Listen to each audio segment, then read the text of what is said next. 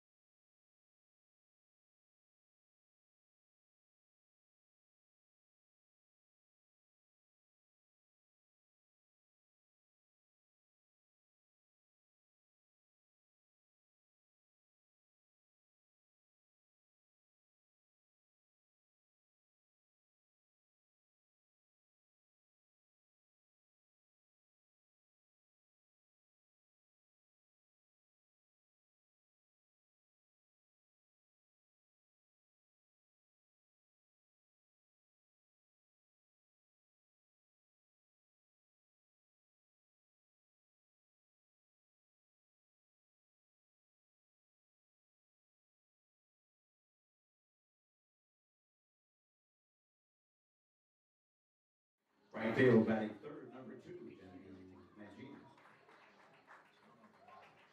Shortstop batting fourth, number 14, Maria Campos. Second base batting fifth, number 33, Morgan Murphy. At first batting sixth, number 18, Natalie Murphy.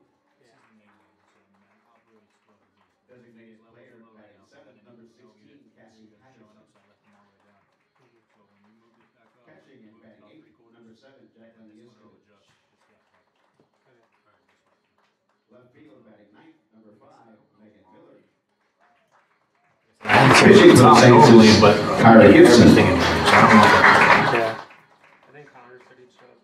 The reserves for Flagler, number 1, Jamie Greenwood. I just came from the doctor's.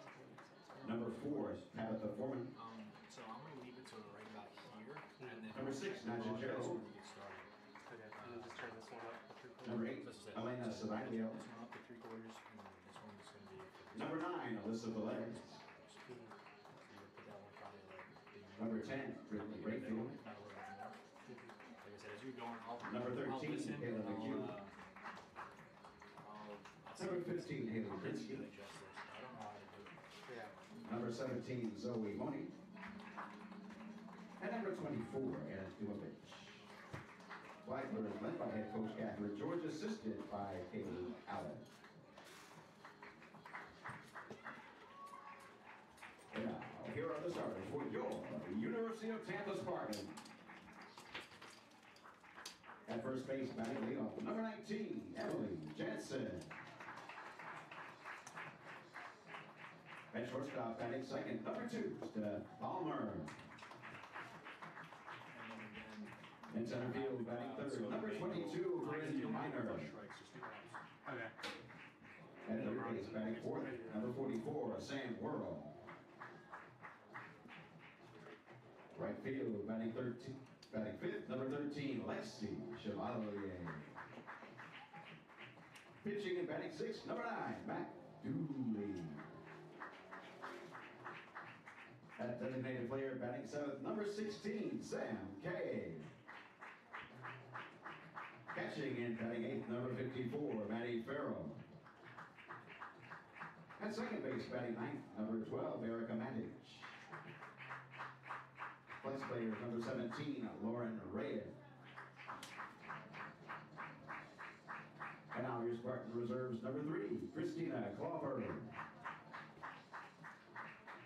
Number 4, Emily Prophet. Number 5, Lauren Pasco. Number 8, Haley Clark.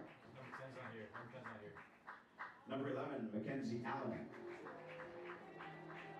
Number 15, Bailey Phillips. Number 18, Amelia Iacovino. And number 99, Alyssa Carfora. Your Spartans are led by head coach Leslie Cantor, assisted by Denise Rubio and Jackie Davis.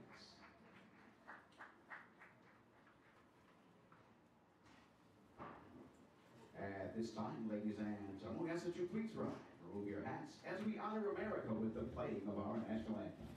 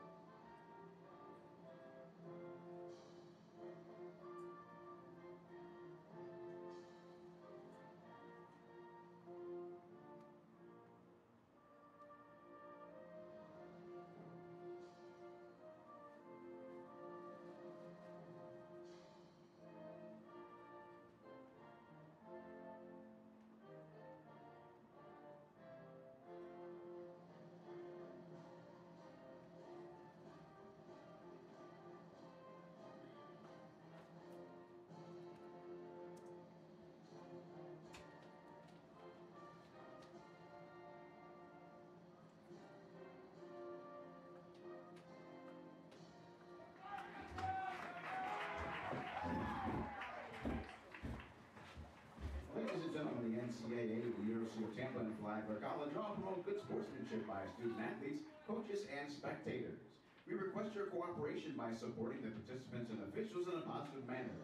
Using obscene gestures, profanity, racial, sexist, or unduly provocative language or action toward officials, opponents, spectators, or administrators will not be tolerated and are grounds for removal from the premises. The use of artificial noisemakers and alcohol products are not permitted. The University of Tampa is a smoke-free, tobacco-free campus. No smoking is permitted. Pets and support animals are not permitted with the exception of service animals. Thank you for your cooperation and enjoy the game. Your umpires for tonight's game. At home plate, Christopher Tahanikam. And on the bases, Michael Eggleston.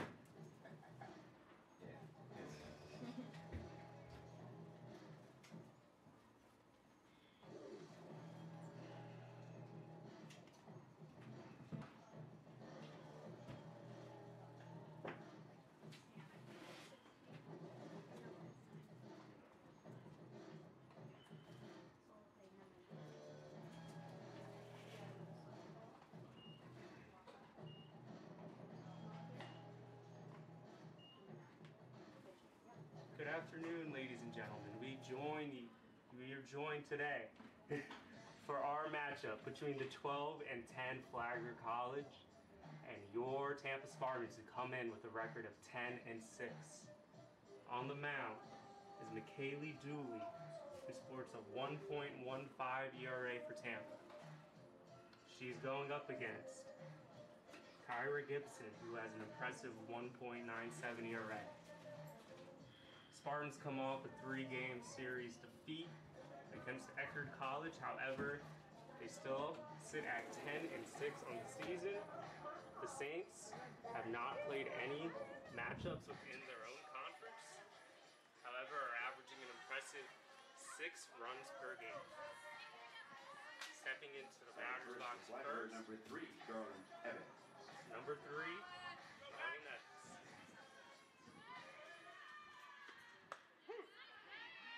Strike one call.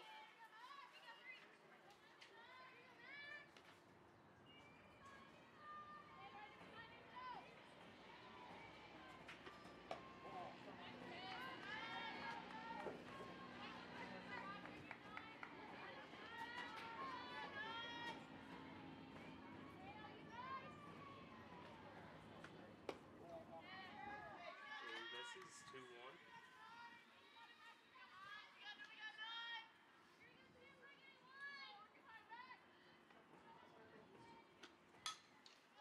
That ball's tipped away, bringing up 2-2.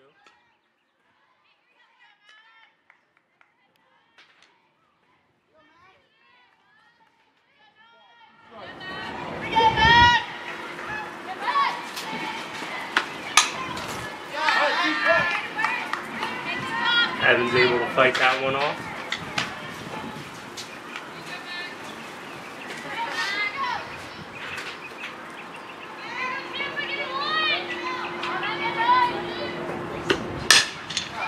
Ground ball picked up by Flagler, easy out to first. 1 away.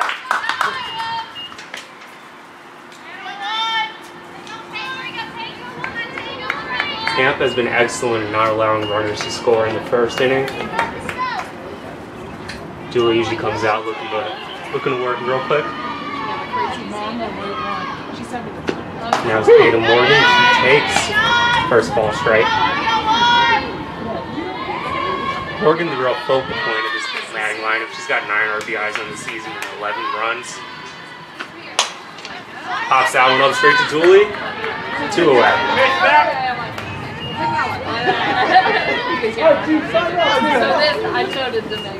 Now batting for Flagler, number 2, Genevieve Mangini. Mangini up now. She's hitting .237 on the season.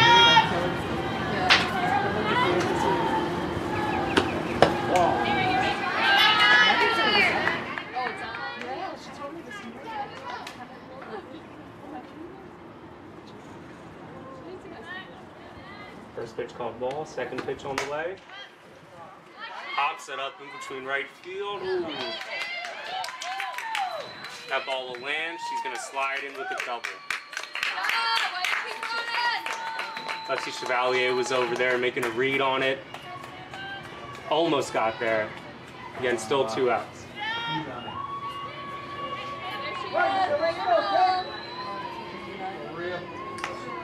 I'm just getting an official word that has been called an error.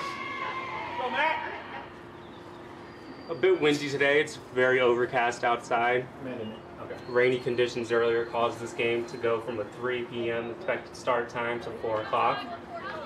Again, we have a doubleheader. 2-game series overall. Coming in on this Tuesday evening.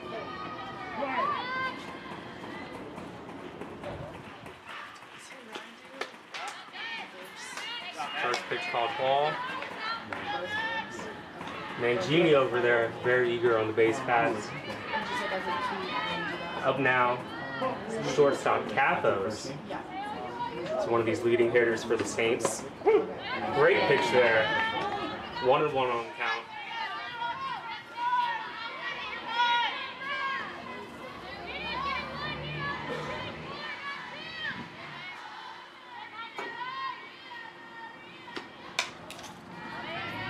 She's able to tip that one back. 2 strikes now.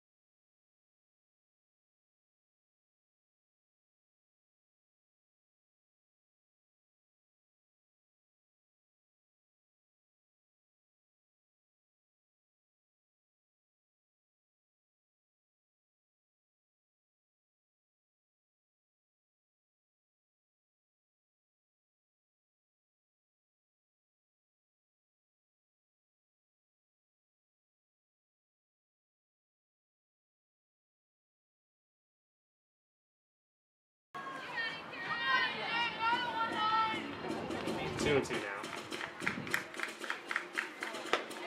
Curveball goes up.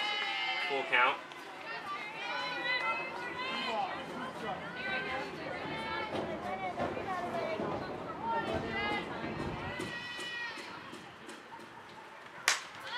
She smacks that, goes foul. It's the tree in left field. We'll do 3-2 again.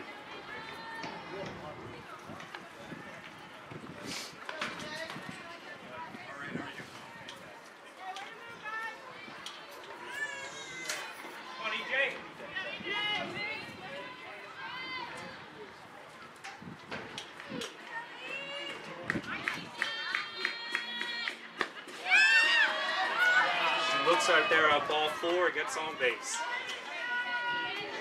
Great at bat there by Jansen. Brings up Balmer now. Number 2, Balmer. We got runner on first, no way. Steph Balmer has been a mainstay at the top of the lineup. She's definitely been the leadoff hitter up to now. Had a little bit of slump as of late, but she puts down the sack bunt, takes ball.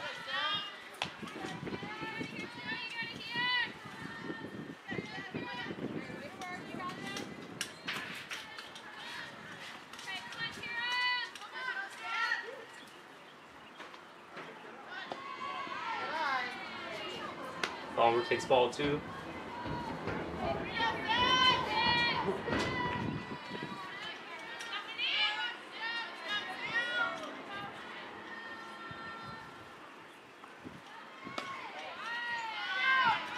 Ball 3 now. Balmer shows bunt. I don't know if that gets in the head of the pitcher at all, but she gets herself a great hitter's count here. Let's see if she's given the green light to swing. Puts down bunt again, pulls back. 4-pitch walk there. Spartans get 2 on base with no away. And that brings up Corinne Miner.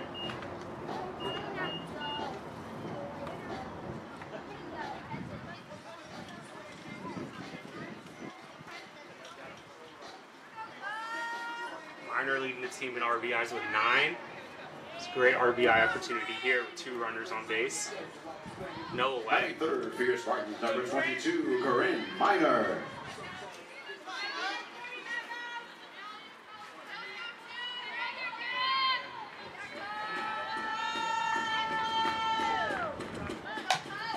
Lays down a bunt, goes foul, strike 1. Coach Leslie Cantor here for the Spartans, looks to be playing a small ball game.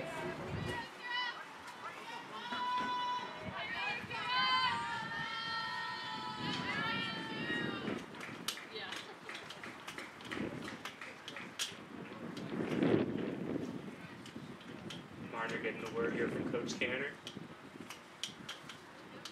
Maybe telling her to stick with the plan, put down a bunt. If that doesn't work, she'll go to look to swing.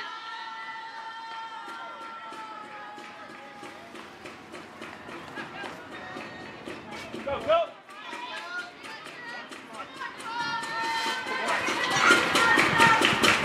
Miner shows bunt, pulls back, shows bunt, drops a good bunt. She's out at first, but advances the runners over to second and third and does her job. It's one away now. Bringing up Sam Worrell. A great RBI opportunity. Hey, let it get this over. Jansen at third. For your Spartans, number 44, Sam Balmer at second.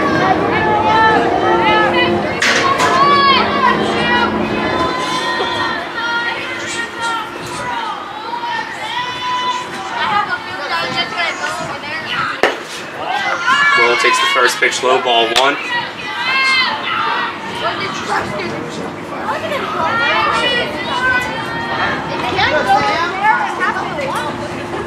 Infield coming in now to talk to pitcher Gibson. She's been a little bit errant today. You know, sometimes for a pitcher, when a game gets delayed by an hour, you might get a little bit into your head, have your routine all set, but that gets pushed back and she hasn't come out with a hot start. But for these Spartans, good job getting these runners on base, only 1 away. Worrell, the senior, will look to drive in a couple runs, get the Spartans the lead.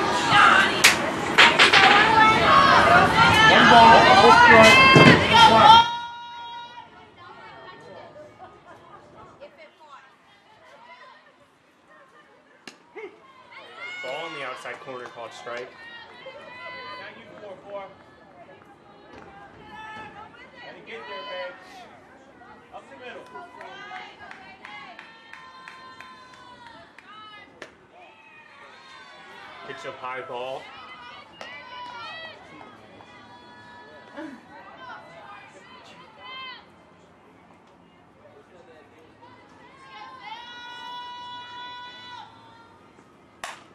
Worrell smacks that on 2-1, goes back, way over the left fielder's head.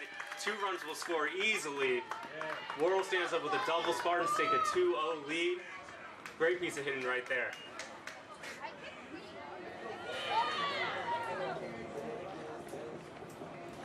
Spartan bench all comes out to celebrate.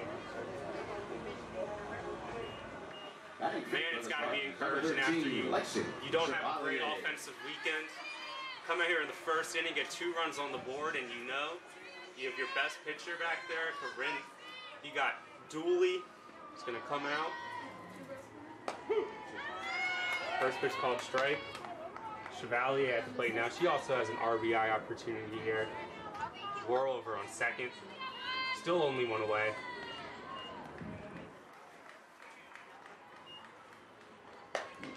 Swings at that one. 0-2.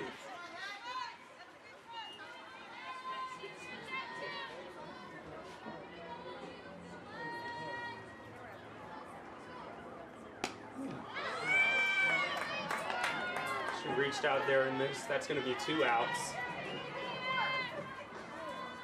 That'll bring up the pitcher, Kaylee Dooley. Mac hasn't had her best hitting season, but a good hit right here could really change that. The runner on second, pitch away. Inside, but called strike.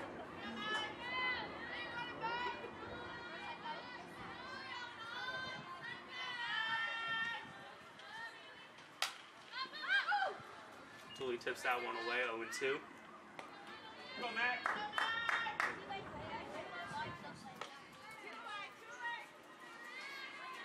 Gibson seemed to calm down a little bit after throwing those early walks. 74 innings pitched. She only has 22 walks. Another foul tip.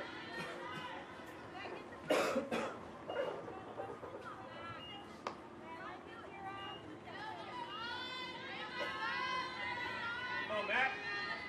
Hey, drive through the ball.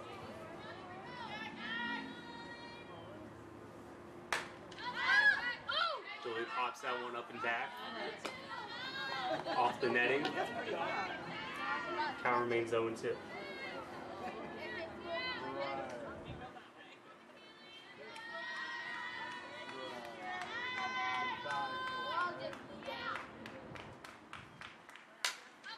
She slaps at that one. Foul territory. First baseman has it. That'll do it for the bottom of the first inning, but the Spartans take a 2-0 lead. For the Spartans, 2 runs on 1 hit. No errors. One hit there by Worrell was the difference between 2 walks. The Saints, 0. We head to the top of the second.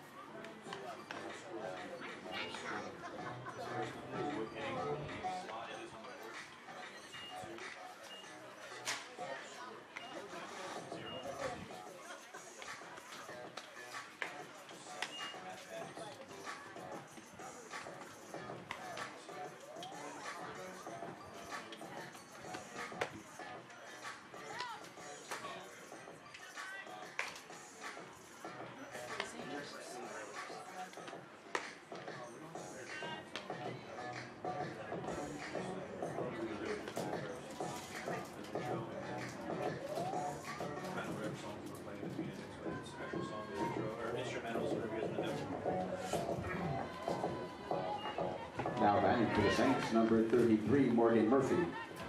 Welcome back. Spartans lead 2-0 in the top of the second. Up now, Morgan Murphy.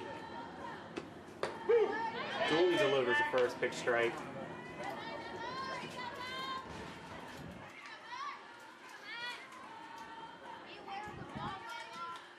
Murphy batting .273 on the season. Swings that one away. 0-2 the count now.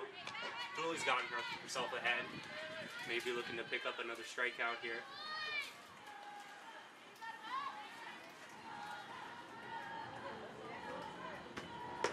Got her swinging. 3-pitch strikeout for Michaela Dooley.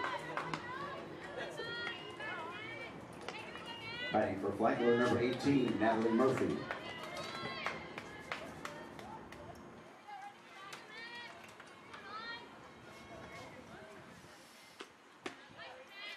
Dooley goes back at it. First pitch called a ball. Murphy the batter now.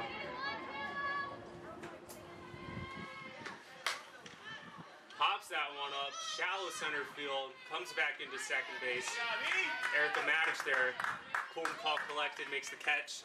2 away. Now batting number 16, Quick 2 outs Cassie there for the Patterson. Spartans.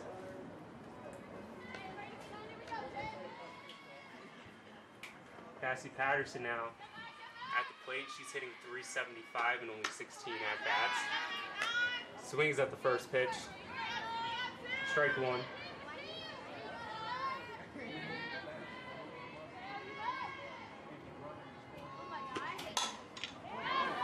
Hits that one into right field. Chevalier is under it. Makes the catch. Quick 1-2-3 innings. For Flagler, We no head to the runs, bottom no of the hits, second. No no runs, errors. no hits, no errors. Tampa still has a 2-0 lead.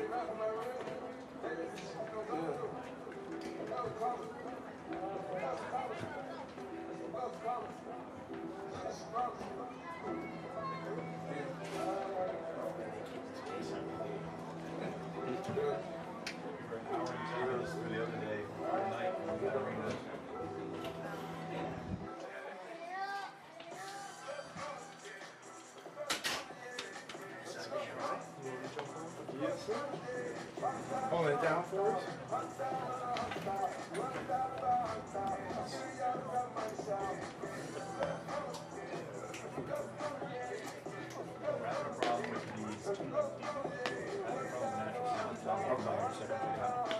Sounds good. Last week we had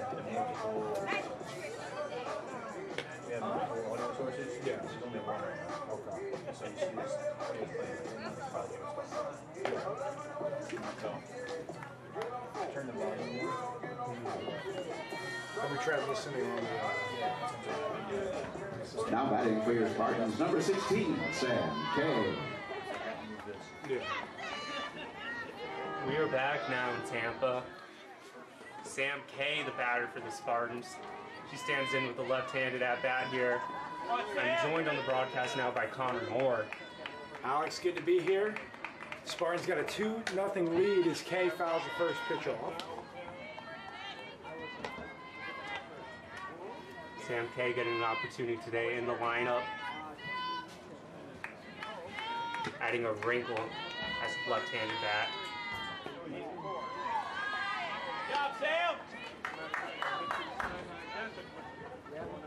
Flagler playing in at the corners.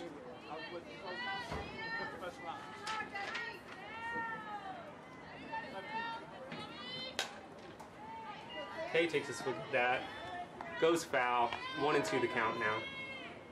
Spartans looking to get back in the win column. Dropped 3 in Winter Park against Rollins.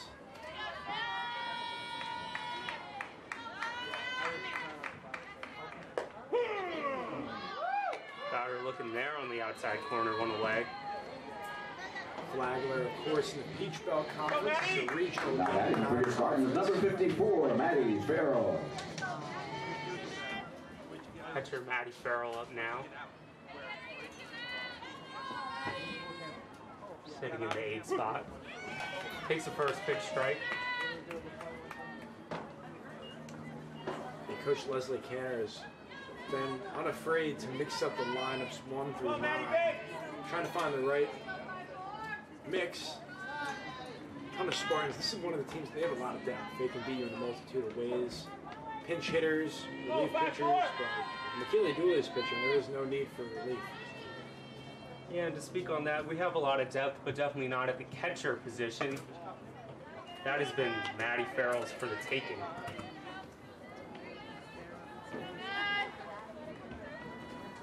Farrell with a favorable 2-1 count. One retired. Belts that one high into left field, hangs up there, and that's caught. Just got under that, swinging for the fences. 2 away now. Brings up Erica Matic, who's starting today at second Number 12, base. Erica Matic. Come on, E! Have fun, babe! First pitch, low for a ball. Skip to the plate.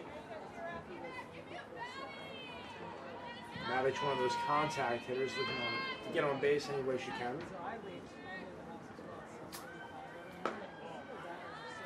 Just low there, caught a ball.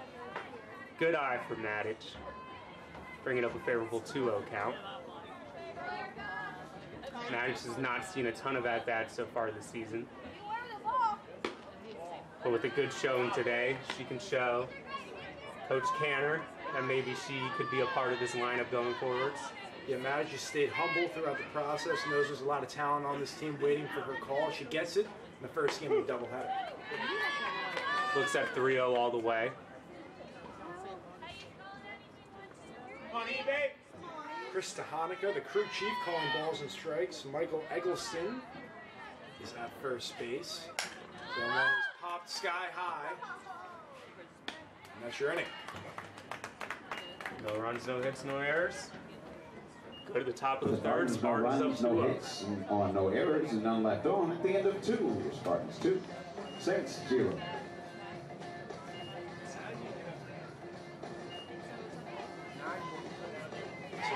Baseball.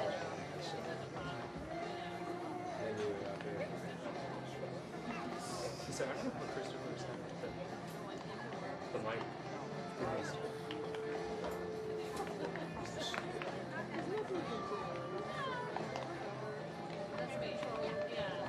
I just wasn't doing anything.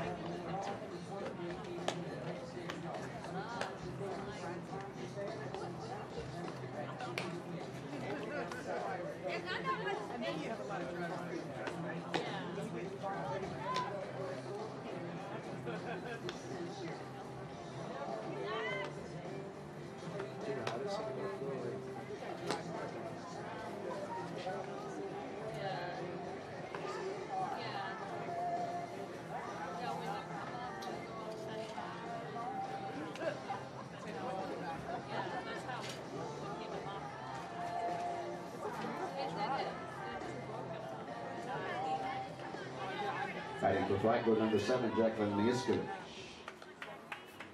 Top of the third now. Dooley steps back into the circle.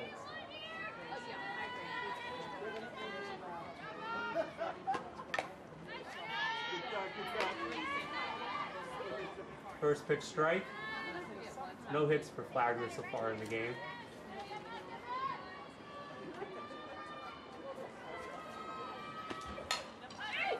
That ball's tipped back. Quick 0-2 count. Dooley's done a great job in getting ahead of the hitters. As always, McKaylee, 2 strikeouts, yet to give up a hit. In cruise control in the circle, ahead 0-2. A little in and up. Farrell tried her best framework there, could not get to Hanukkah to get the punch out. Go back. That ball is called a ball as well. Count goes full. Even. 2-2. Payoff is smoked foul. Gets that play. I like how Coach Leslie Canner has Emily Jansen batting leadoff, and why not? She is the leading hitter batting average-wise. Entered this game at 353. Team's been struggling to get runners on base, so this is one of those games ahead 2-0. She going. McKaylee Dooley gets her swinging. Dooley composed there, getting her out. Yeah, Jansen's done a great job. Again, she got on base with a walk her first time up. Now batting for Flagler, number She'll be 5, coming up Megan to Miller. start. You know, she'll be coming off lead off in the bottom of the third, but now up.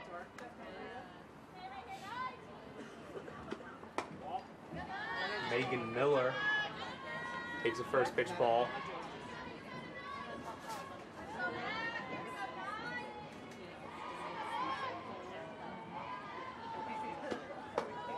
Pitch comes in for another ball.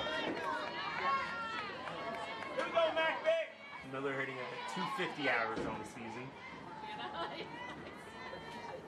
The Saints of Flagler are currently riding a 2-game winning streak. They won both games with a doubleheader in St. Augustine, Florida against Davis and Elkins on Sunday.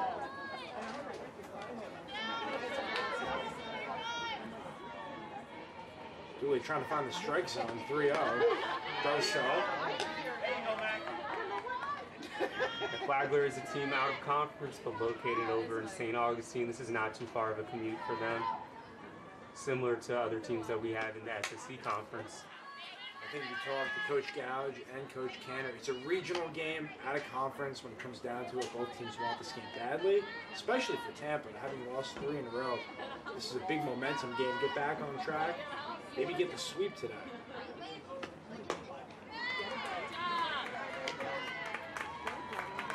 Miller takes a walk. She gets to first base. That'll bring up the top of the order now. Now batting for the Saints, number 3, Harley Darlene Evans. Evans.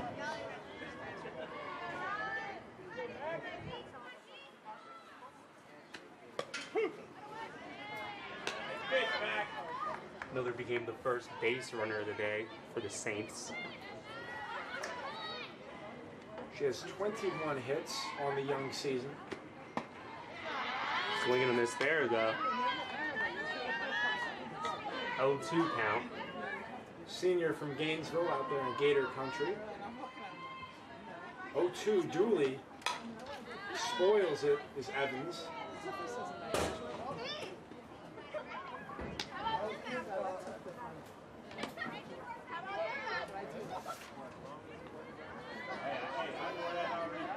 Kelly Dooley is putting a video game on his own. A 1.15 ERA across 66 and 2/3 entering into this game. And that average is going to keep going down as she continues to put zeros in the board. Yeah, for Dooley, she's been extremely consistent. Even though when she allows runners to get on base, she's not letting them come in to score. Evans does not reach for the ball out of the strike zone. Hey, nobody better, man. That ball's in the dirt. She goes for the lead runner at second. Gets the out. Heads up play. They're 2 away now.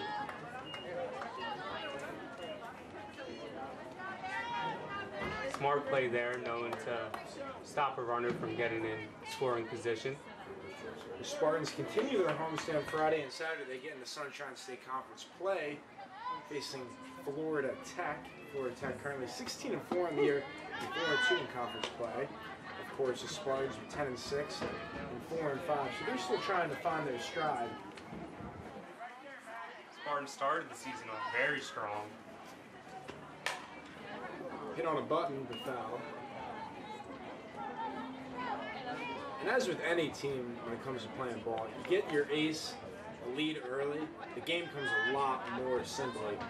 2 runs in the bottom of the first inning, get the vibe that Tampa.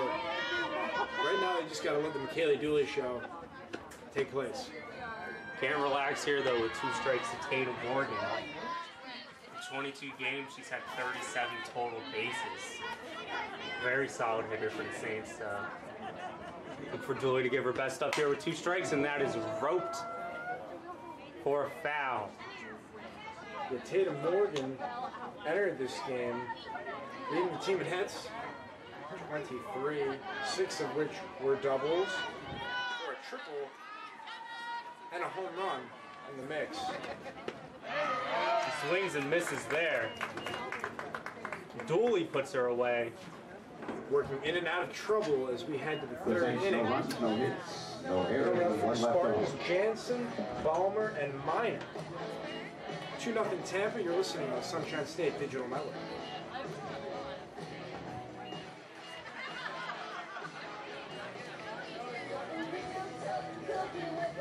We got some sun here.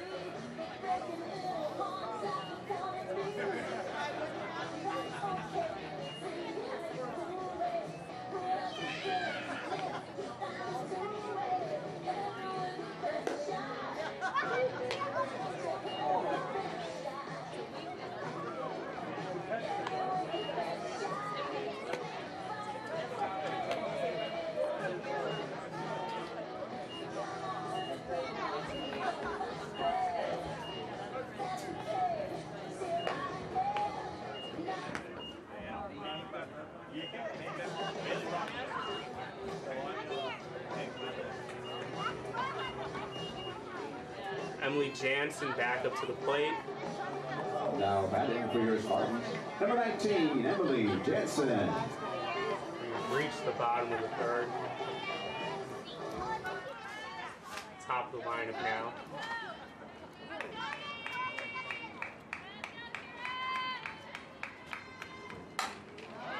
Goes swinging on the first pitch. Left fielder retreats and she makes the catch there. Nice job, EJ. Good job, EJ. Solid contact. Just didn't get enough there to get it over the head of the left fielder. Batting for Tampa, number 2, Miller, Steph man. Palmer. Miller did a 360 out there in left field. It's not pretty, but makes the play nonetheless. 1 down. This brings up Steph Balmer. Little chopper into the hot corner, strong relay throw, and the out is made. Morgan to Murphy. Quick 2 outs, 2 pitches. Both those batters were able to get Now on batting for the your walls. Spartans, number 22, Corinne Miner. So maybe there's a little antsy, both hoping to get hits. Corinne Miner up now. She again swings at that first pitch. The Spartans hacking as that's a shallow fly out. Quick half inning. 3 pitches, 3 outs. No errors, none left over. Right head to the top of the fourth. Mancini with the catch, and as you said, Alex, what a quick half inning there. We are going to the fourth. Spartans still have a 2-0 lead though. Yeah, and this flow certainly favors Tampa and McKaylee Dooley right now. As, I mean, you don't want to get ahead of yourself, but they're only 12 outs away from taking the first of this 2-game doubleheader against Flagler.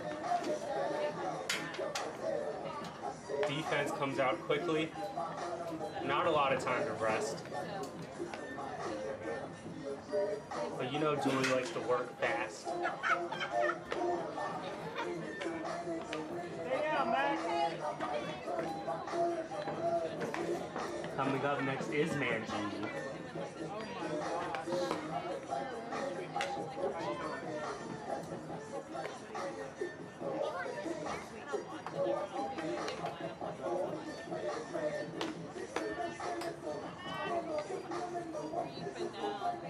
Mangini, the number 3 hitter, 0 for 1 on the day.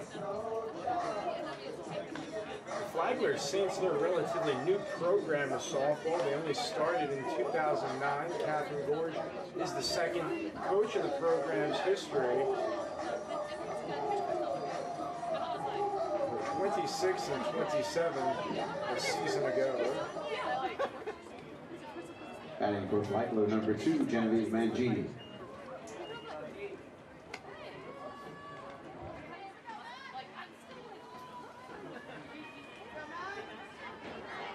The mentality for a batter facing a stud like Dooley in the circle, just try to get on base however you can.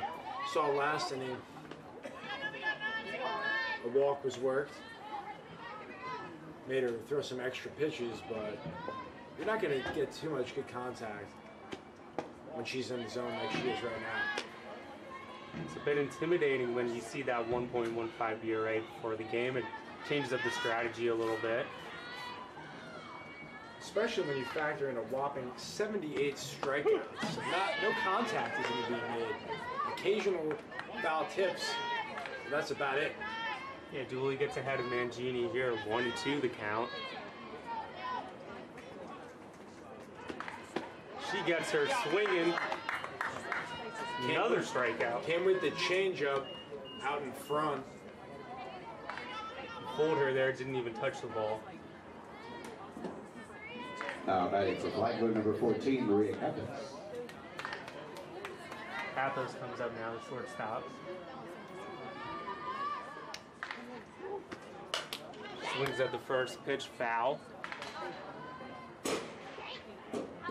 These hitters have not taken a lot of pitches on either side. Up there hacking, looking to rake at the dish.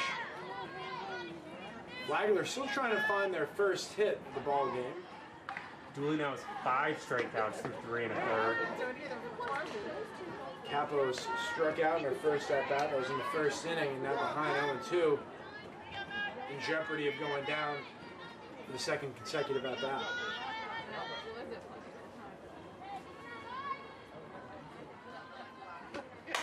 That one is hit into the left center field gap. Going to be a tough play, and that's going to fall. The chase is on. She's rounding, going for third. Cut off throw. Safe at third. It's a stand-up triple coach Pathos. Elects to not slide. Almost came back to haunt her. She just beat it out. She seemed a little indecisive when she was rounding second also. But that ball went perfectly in between the gap between center and left field. Capos now the 5th Saint with a triple on the season. And the Spartans and Coach Canner will have the infield in. First ball called strike. This is the first scoring opportunity here for Flagler with the runner over on third base. Morgan Murphy, the junior from Orlando, an East River graduate, hits it through the left side. Dribbles into shallow left field. The Saints are on the board, and all of a sudden, this game has got a lot more real for Tampa. Lead is now 2-1. RBI single there. Murphy. That one, as you stated, was not hit too hard, but it found the right spot. As that one looks to stay in play, Jansen gives it a watch. And did she make the catch? We didn't have a great viewpoint, and no, she did not make the catch. It was That'll go down as a first strike. The Saints dugout. Base runner on first now. Kaylee Allen, the third base coach, is going to give Morgan Murphy some hitting advice here. The middle infield playing straight up. Jansen in a tad at first. Laurel staying put at the hot corner. Natalie Murphy at the plate. 2 Murphys batting right after each other. She fouls that one away as well, bringing it to 0-2 count. That's it, Mac. Let's go, babe. Important to limit the damage here if you're doing it. Still working with the 1-run lead. The 0-2. On the black, it's a Hanukkah with the punch out. She gone. She got her looking there. And how about Maddie Farrell with the framework? Nice work behind the plate. 16, Cassie Patterson. Really sold that one. Cassie Patterson up now. 2 away. Fouls that one back. Swinging at the first pitch. Julie looking to throw strikes. Dooley up to 6 strikeouts on the day. Across 3 2/3. Now ahead in the count, 0-2 with 2 outs and 1 on. She's thrown 42 strikes on 58 pitches. Can certainly go the distance if she avoids further trouble. Farrell thought about a snap throw at first, thought better of it.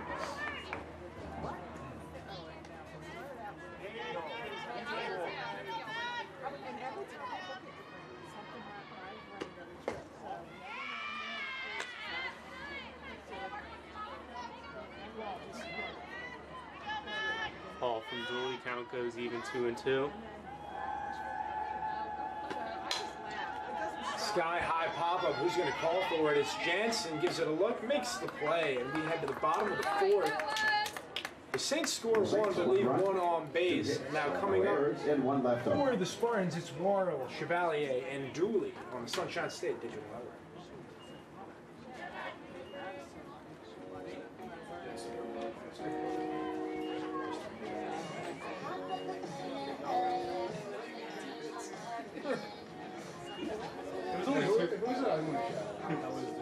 It was only 2 innings.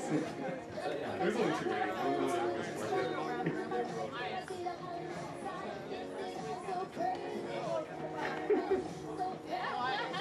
What is that?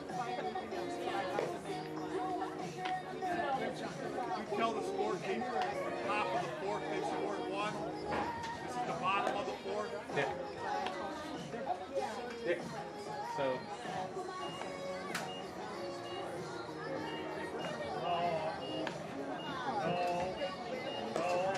Welcome back to the Namoli Family Stadium. I'm Connor Moore alongside Alex Kirsch, having some fun on social media, on Twitter. We would like to give a shout out to Michael Licio Jr. You're correct, never mentioned a no-hitter in progress. The Saints not only got 1 hit that 4th inning, they got 2, and they strike back, and it's 2-1 now. The Spartans look to make up. As Sam Worrell, the USF transfer, the senior, hits the changeup towards the Spartan dugout. Yeah, Worrell, her first time up, hit a bomb into left field and brought in both the runs. Worrell with 7 RBIs coming into the game. Alex, what have you seen from her that's really stood out to her in the early going of the season? She brings a great power element, as you see here. She flies that into left field, but she clearly has some pop. Adds a little bit more depth and some senior leadership to this lineup. She can pitch as well. Now we go from a senior to a freshman. Lexi Chevalier. Number 13, Lexi Chevalier. She's been hitting in the 5th slot for the last few games. She's been all over the lineup between 3rd, 8th, 7th. She's been in 5th. Takes the first pitch. Called strike. It's not like it's current habit. You know what I mean? So I like to do. She again's been starting over in right field today. Yeah, Chevalier, only a freshman, but she has made her presence known as always tailing and making a beautiful running catch. How about the right fielder, Mangini, Alex, with the prime time play? That might be a web gem you see on ESPN tonight.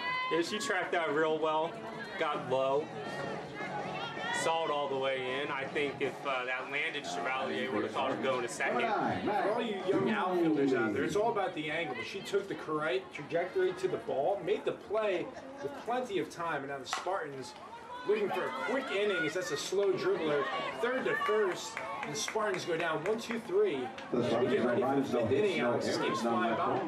Gibson has really composed herself after that first inning where she gave up 2 runs. She's just mowed through these Spartans batters. It's been a pitching duel as expected. As Dooley will get ready to go back to work.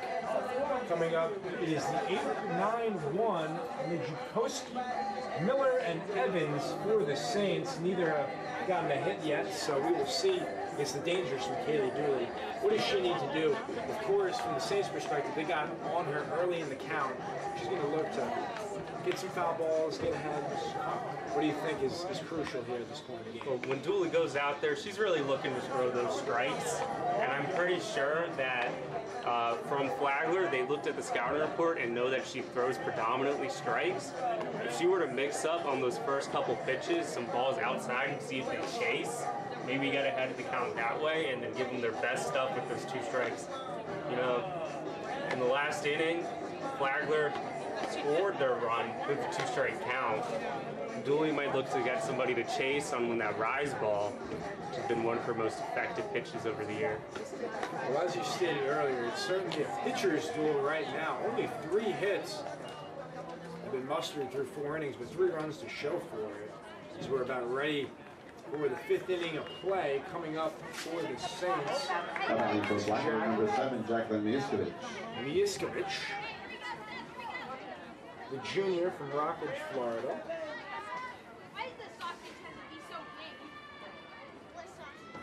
The pitch from Dooley on this way, cut on and missed.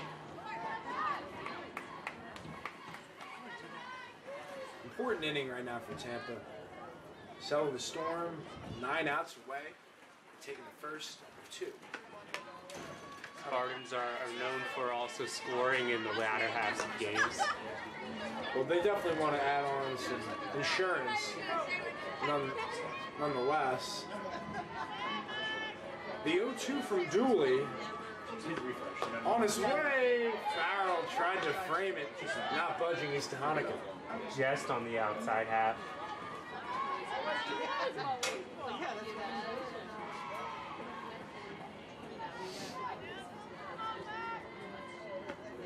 Miskovic struck out in her first at-bat. Dooley will throw her 64th pitch coming up. And the 2-2, that is foul back towards us. Farrell gives it a look, out of play.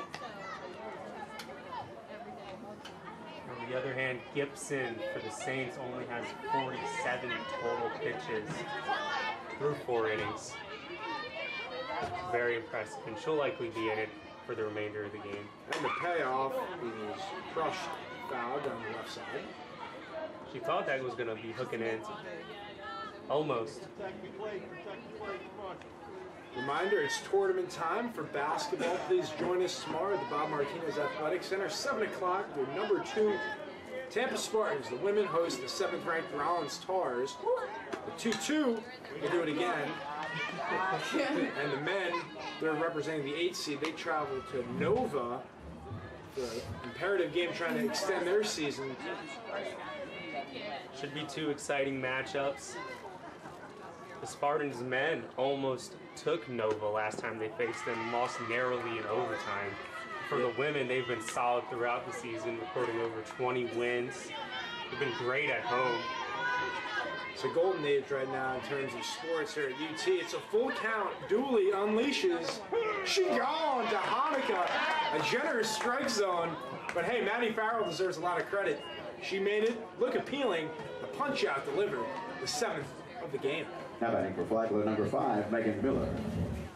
Now Megan Miller next to face McKaylee Dooley. In at the corners for the slap hitter. Takes strike one.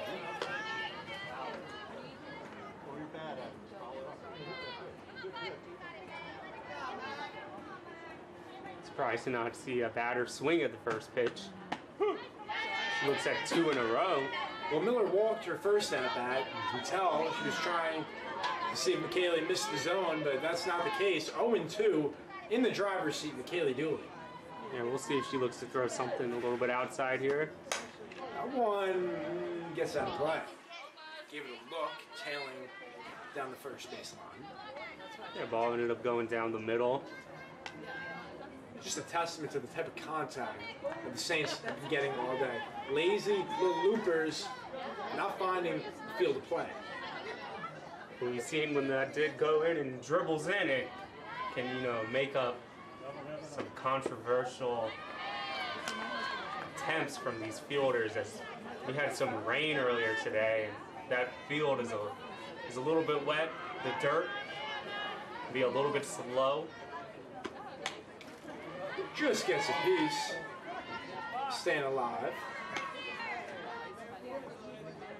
Megan Miller, the senior from Land O'Lakes, Florida. Could be a little bit of a hometown game for her. That's hit to Matic. She makes the play to Jansen. 2 down.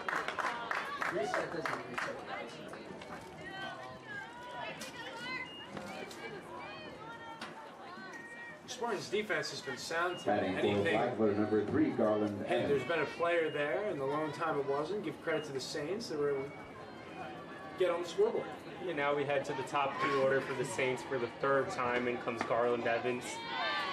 The lefty takes the first pitch ball. He's 0 for 2 today.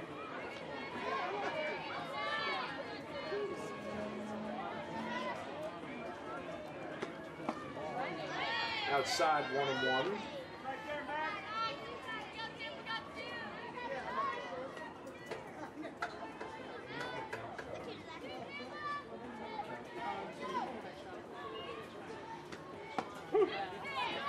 That ball also outside, but 2-1 the count. 2-1 the count. Spartans trying to get out of this unharmed. And the pitch. Upstairs. Dooley will have to regroup and find the strike zone. But for Evans to get a pitch to hit, try to drive the ball. She does and flares it. Out of play. Again, the third baseman, Tatum Morgan, is on deck. 2 ground outs to second have been the storyline for Evans thus far. And the full count. With the high changeup. Yeah, Dooley seems a little frustrated with that pitch. Now batting for Flagler. Man, not quite there. Now a runner on here in the top of the 5th for the Saints.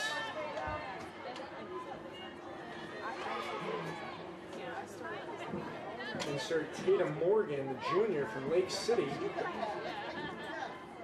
Playing the hot corner today for Flagler. Snap throw from Farrell, strong throw. But able to skirt on back there as Evans.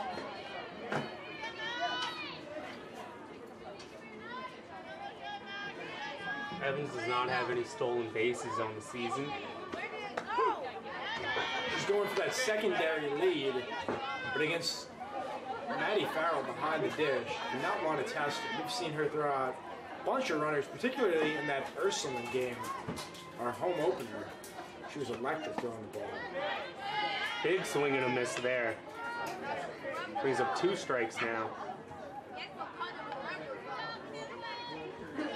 Important at bat here for both teams. With the 84th pitch for Dooley, trying to get the strikeout preferably. We'll do it again. She got Morgan swinging in the 3rd inning. Also on the 1st, she popped out to Dooley.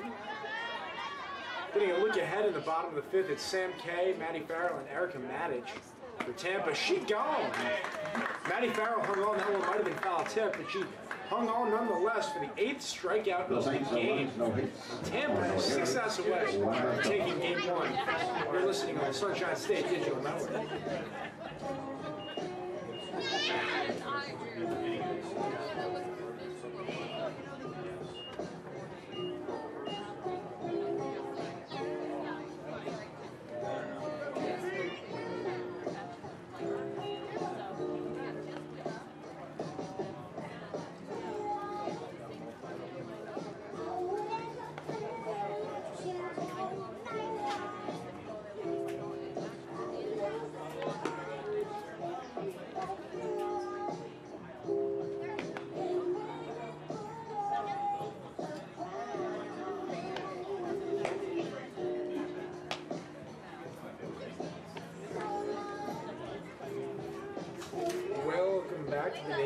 Family Stadium alongside Alex Kirsch. I'm Connor Moore. Glad to have you with us for the first of 2 today on an overcast day in Tampa, Florida, here March 5th.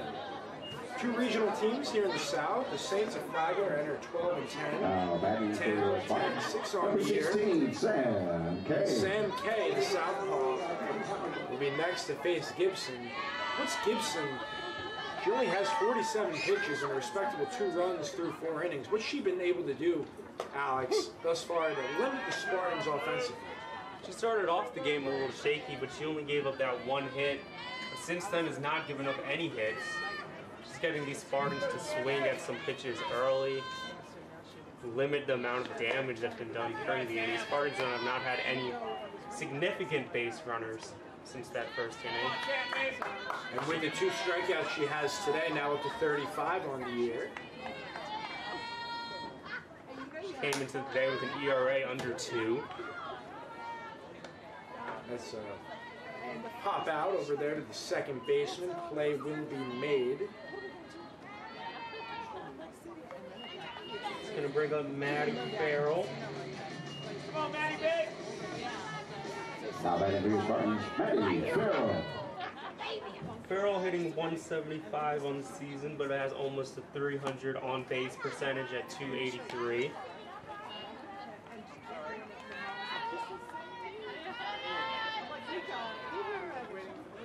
And looking at the team summary, Spartans only 1 hit and 13 at-bats. Flagler, they're 2 for 18.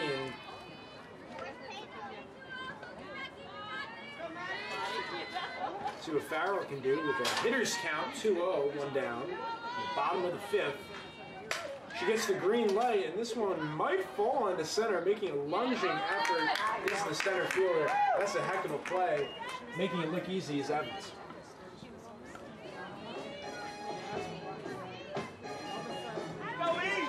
Now batting for your Spartans, number 12, Erica Madden. Isn't it nice when you're a pitcher and you have Gold Glove defense behind you and you can just look up, oh, the play's made. Game is easy when you have prime-time defenders behind your back. Yeah, for an overcast day like today, the balls that have gone to the outfield have seemed to kind of float up there and hang around for a little bit. The wind hasn't really been able to push the ball, but kind of just give these defenders a little bit more time to run under it. See what Erica Matic can do. That ball's in the dirt.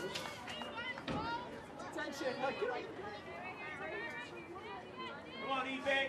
Have some fun out there now. Take the barrel to it.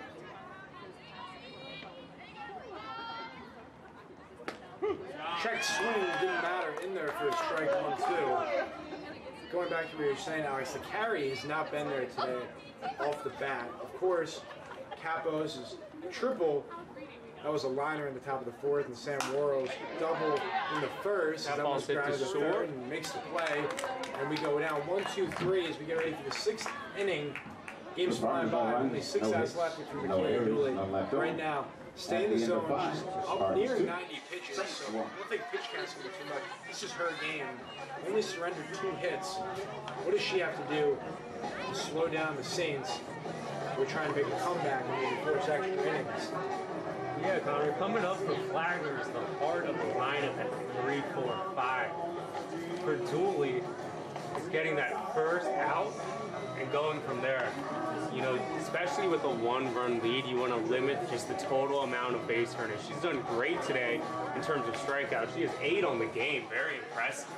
But from this point forward, it's not in terms of strikeouts, it's in terms of not letting another run come in.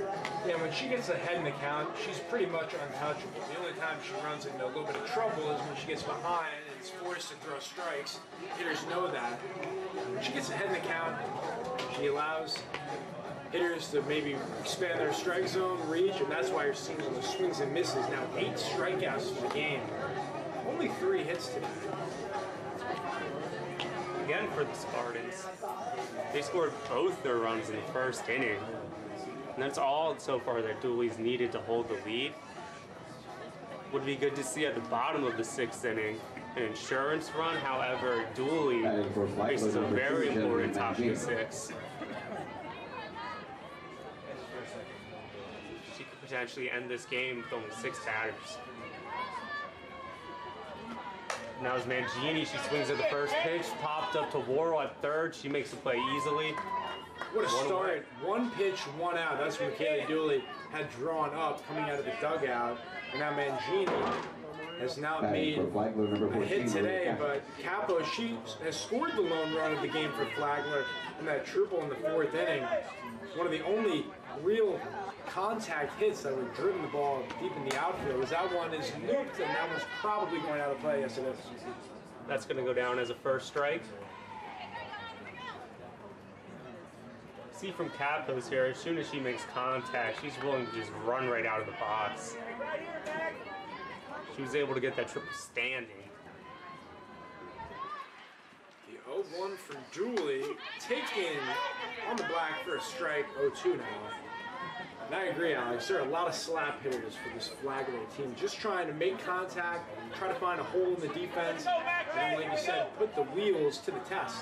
The 0-2 from Dooley just gets a piece to stay alive. Is Capos. Defensive hitting there just to stick the bat out and get a piece of it. Dooley throwing some serious heat towards the latter parts of this game. We're getting a crunch time right now. The 0-2 from Dooley, just low. Might have been right below the knees. That was a swing pitch I think could have went either way. Capos stays alive though. risky take. The 1-2. Skips outside, 2-2. I think she was thinking change up there. This will be the 90th pitch of the ball game for McKaylee. Look ahead, it's the top of the lineup. Jansen, Balmer, and Minor for the Spartans. All of a sudden, we got a full count. You can tell from the body language that McKaylee overthrew that pitch, elevated, got away from her. A pivotal point in this ball game, the 3-2 got her jammed, and that's going to be a shallow fly. Is it going to find room? No, it's not. Chevalier comes forward and calls off Matic.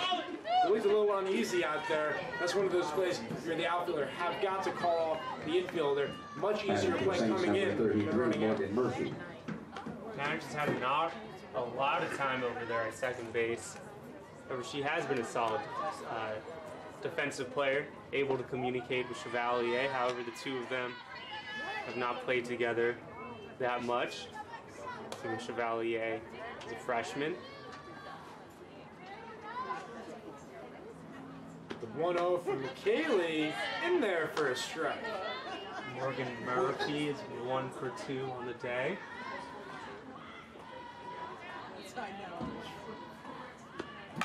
That one's shot directly back to Dooley, and the Spartans are 3 outs away.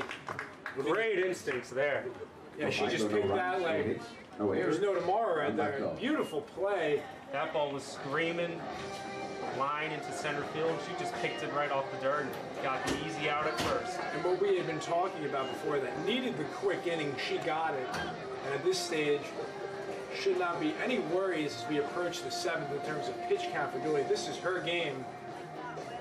And now if you're Gibson and the Saints, got to keep it at a 1-run ball game. Do not want any more insurance runs to come across the board from Tampa.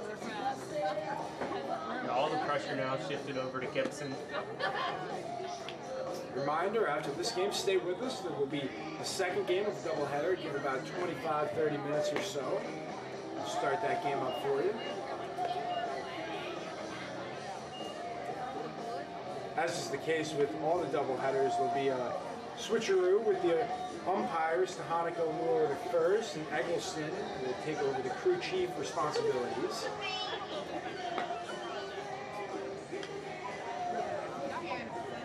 It's interesting. We've gotten used to Jansen being at the bottom of the lineup, but she's worked her way where Coach Canner can't help but plug her into the top of the lineup, given this absurd batting average, 353. That means Jansen to shrug her shoulders.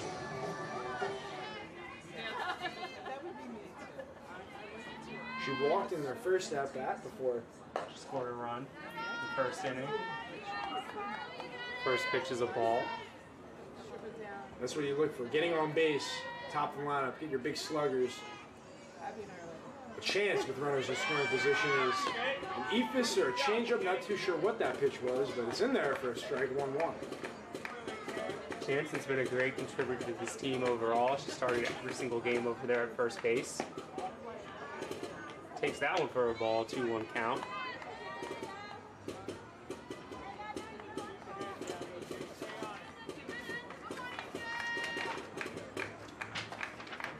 And the 2-1 on its way. Early on that swing, yeah. Could have been an inside pitch. Yeah, I thought that would have been ball 3, but swinging away, looking for a pitch to hit her eyes lit up. It was up and in. And now we got a 2-2 count for the leadoff batter in the bottom of the 6th. Gibson's payoff gets Jansen out in front. And this will be a routine play for the first baseman, Murphy. That'll bring up Steph Balmer. Batting for the Spartans, One number of the 2, freshman Steph phenoms for Palmer. Tampa. She's come in her first year, inserted in the starting lineup pretty much on a daily basis. She started every single game so far at short.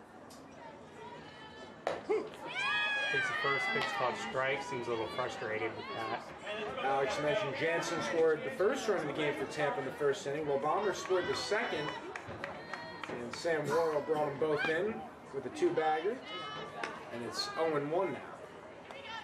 Yeah, Gibson started the game off with 2 walks, but ever since then she's been extremely solid. That were her only 2 walks for the game. Still only has 62 total pitches. That one is crushed. It is high. It is far. That's going to find the left field corner. Playing around with it over there is Miller, and it'll be a stand-up double for Steph Ballmer. And when you talk about the ball not carrying, Steph Ballmer clobbered that one. She had sweet contact there. Crushed it to left field. And that's going to bring up the big RBI hitter, Corinne Miner. Now batting for the Spartans, number 22. Corinne Miner, she battled an injury last year, but wow, isn't it good to have her back? She's doing it both in the circle and at the batter's box. Mentioned betting in the heart of the lineup, batting third today. And that's just the second hit of the game for Tampa, so that's a sigh of relief. Of course, Worrell did the job in the first inning, but it had been a long 5 innings since the next hit. Yeah, Miner was able to redshirt last year, is now a redshirt junior, picking up another year of eligibility. Gibson's pitch fades out of the strike zone. 1-0. And Miner's a player we can more than likely expect to see in the circle for the second game. Of course, Sam Worrell has done some pitching throughout this season, but Miner is the likely starter for the second game. Of course, we'll keep you posted unless we hear otherwise. Speaking of Sam Worrell, she sits on deck. She has the 2 RBIs for the game. Hitters count 2-1. Corinne Miner. Swinging, and that's going to be an RBI. The foot race is on and scoring easy. Ballmer 3-1 Spartans. Corinne Miner continues to rake at the plate. Oh my goodness, she is having quite a year. That's her 10th RBI this season, the first Spartan in double digits on the season. That was a huge RBI as well because it gives the Spartans a 2-run lead. And it wasn't a bad pitch by Gibson. It looked like it was out of the zone. She just went out and got it. She reached and made great contact. Tampa bench came over to celebrate the run coming in. It's always nice to see a hitter go opposite field. It's always there with the alignment of the defense. So many hitters, especially in a professional game, trying to pull the ball every at-bat. And we don't see it a lot at the collegiate level, but the shifts have really changed that. Most defenses play straight up, but Worrell's a big pull hitter. She got over top the first pitch for a strike. Takes that one up high for a ball.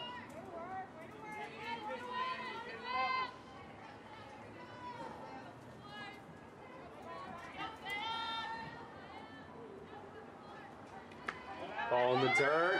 Miner goes to second, and she is safe with the stolen base. Heads up, base running, head on a swivel. Now in scoring position is Miner with only 1 out. And all of a sudden, the Spartans pulling away offensively. Single here should score Miner. Who runs very well off second base. The 2-1. Foul straight back.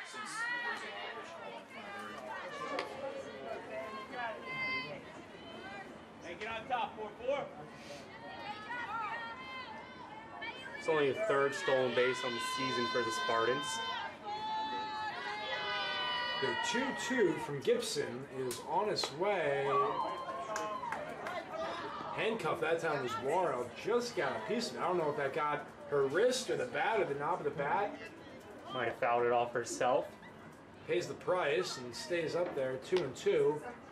This is an important at-bat for Gibson. 2 runs is still doable in the top of the 7th, but anything more against Dooley, how she's been pitching, will not be easy. The 2-2 hit to the hot corner and a fine play going across the diamond, Morgan and Murphy. She was able to hold off Miner over there at second. Got 2 outs now for Lexi Chevalier. Speaking of Gibson, she's looking to do a little bit of damage control here and limit the lead to only 2 runs and give her Saints an opportunity to get back in this game in the 7th. But in order to do that, she'll have to get through Chevalier 2 away. First pitch, nubbed, and this one. Before you tweet it and I maybe delete it, you know. Huh.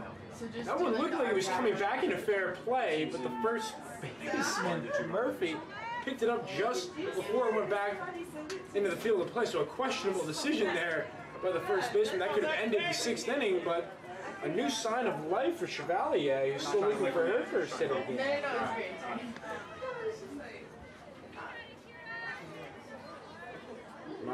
Minor is on second, and anything that gets through the infield, she will more than likely send in. This one might find it. Nope, it stays in the air, and making the catch at second is Murphy. And now we go to the 7th inning, and the Saints are down to their final 3 outs. The league has scored 2 runs.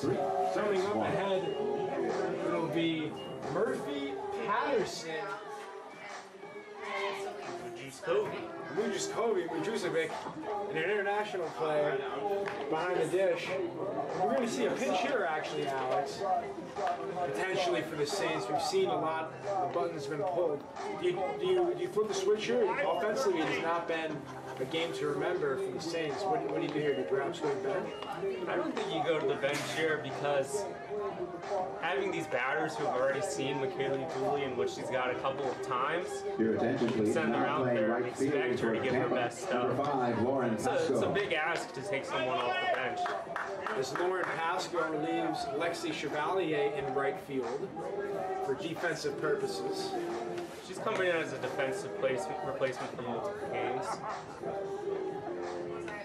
One thing to note is that Bailey Phillips was not in the lineup for this first game. Maybe we'll see her in the second game. Yeah, she's been still trying to find her way at the plate. Caught up with her in the preseason. Looking very excited for her sophomore campaign.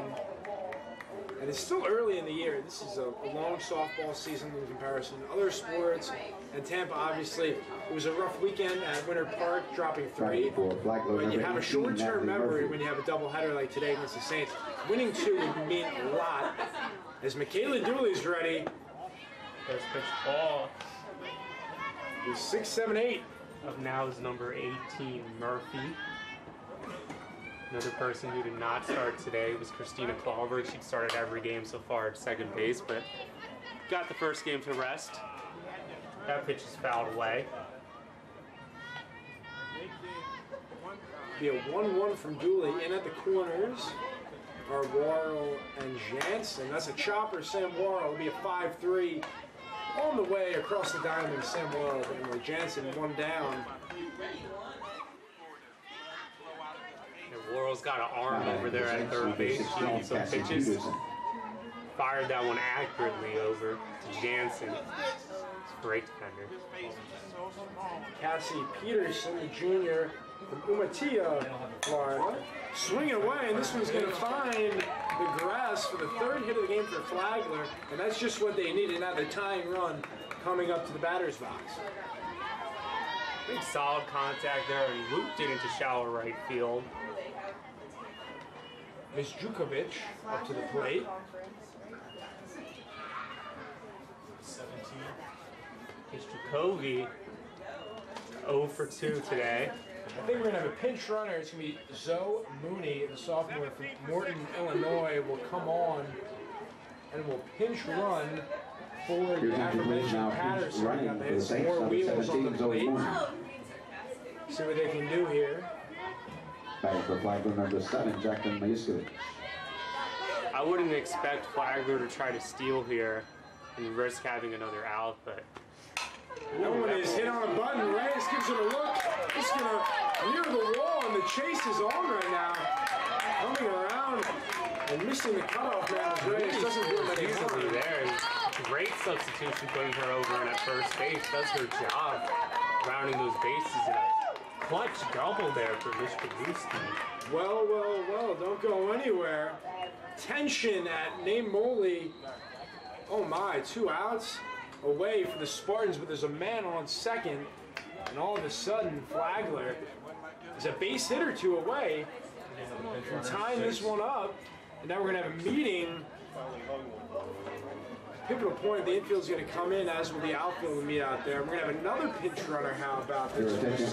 Pinch running for the Saints. Number 6, Naja Gerald. Naja Gerald replaces Mr. Kovic over at second. And it makes sense. Mr. Kovic is the catcher, so get a faster Gerald, sophomore from Orange City. And with her speed, anything that gets through would likely score her. So McKaylee Dooley pitching herself into trouble trying to get out of it here.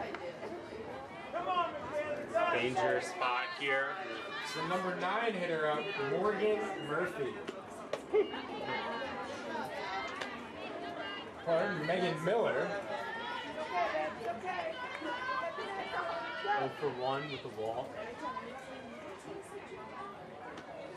So in slow chopper, Madish will field. Advancing to third is Gerald, but the Spartans get the out, and we're 1 out away from the ball game.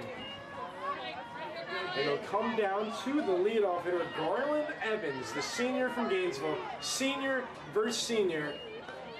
We got a prime time matchup coming up. Don't go anywhere. Batting for the Saints, number 3, Garland Evans. Garland Evans has not gotten a hit yet today. He's gotten one with the wall. And of course, Alex, with the runner on third now, you have to be mindful of a wild pitch or a pass ball with Garland maybe heads up running down. We will see. In there for a strike. Big pitch by McKaylee Dooley. Yeah, expect all fastballs here. Dooley's best stuff versus Garland's best stuff, a righty-lefty matchup. In the 0-1. Outside. Count evens, 1-1. Mention Evans has 21 hits if you're a Flagler fan, looking for 22 and perhaps tying the game up. That one will tail out of play, and the Saints are down to their last strike.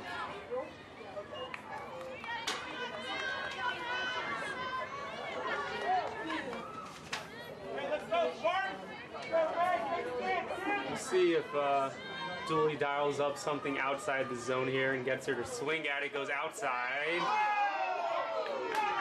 And the Spartan faithful wanted it. Chris Hanukkah not budging, and we got a full count with 2 outs. Oh my. Drama at Namoli. Dooley delivers, and this one is looped. Can Reyes get to it? Gives it a look, but it goes over the fence. Foul. Goes over towards the bullpen. She fights that pitch off, just looking to make contact. It's been a roller coaster of a ball game. 7 hits, 5 runs, 1 error. And we're not done yet. We got a full count with 2 outs in the first of 2. A hit ties the game. And that's ball 4. So runners on the corners now for Morgan. Be Tatum Morgan, the junior from Lake City. Tatum Morgan. Flagler's okay though with an open base, more concerned about the runner at third.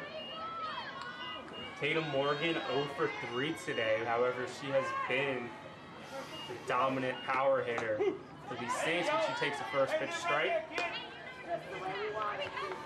Morgan the RBI leader with 10 coming into the game. This will be the 115th pitch for McKaylee, so it's been quite the outing. The 0-1, cut on a miss. Swing and miss. The Spartans are 1 strike away from the promised land. Exciting one here in Tampa. And if Dooley's able to get the strikeout, it'll be her 9th of the game. Just another day in the life of McKaylee Dooley in the circle. The 0-2. I'll do it again. What pitch you calling here, Alex? Just gonna go with a fastball up and make her swing and miss. The riser. See the crowd here looks ready to cheer for a home team win. The 0-2 skips to the plate. There's a changeup there. Morgan wasn't having any of that.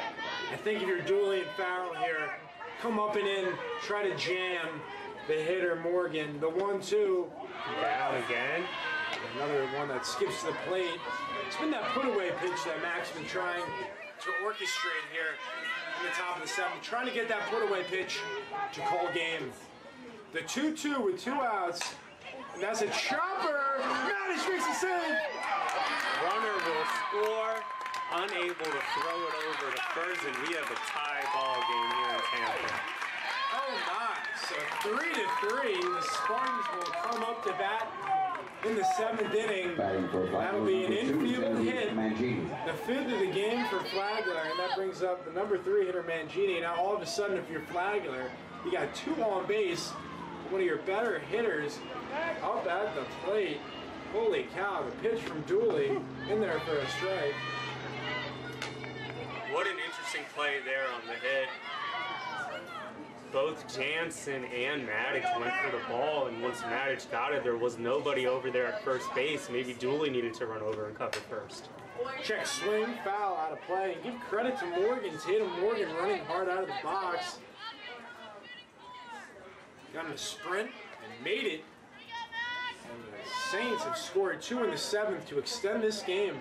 0-2, Dooley trying to get out of it. The pitch. Hit in the field. Here comes Pasco. They're sending the runner, and she will score. So that's going to be an RBI single for Mancini, who advances over to second. Garland Evans comes around, and a 3 spot for Flagler in the 7th. And I think we're going to have a pitching change now for Tampa. So they got to the 2-out mark, just could not find that one pitch to get out of it. Seems like it's going to be a shift where Minor's going to come in from center field to pitch. Dooley's going to go into right. Pasco is going to... She looks like she's going to come in. Nope, she's going to go back out to center field, so we're just going to shift the outfield over. So Flagler has scored 3 runs. They did not go down quietly. Matter of fact, they have the lead right now. The pressure was all on Gibson last inning. Now it was on these Spartan pitchers. Kind of a role reversal for this game now, as Minor is looking to do a little damage control and stop these Saints from scoring again.